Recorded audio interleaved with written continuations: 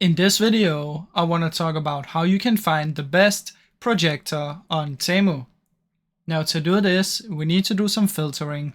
So what you want to do is just search for projector, press enter, and then the first thing we want to do is click on filters right here. And if you want, you can select any of these if there's a specific color or specific like wireless you want or something like that. So you can fill these out if you want to, but it's important that you choose 4 stars and up. Once you've done this, come here and click sort by and select top sales. Now what this will do is it will show you the most sold item with the highest rating. So this will be this one, sold over 100,000 times with 4.5 stars. So this means that it is really popular and many people bought it and a lot of people really liked it. So this is the best way to find it, guys. I really hope you enjoyed this short video. If you did, please leave a like and subscribe as it helps me out a ton. Thank you so much for watching.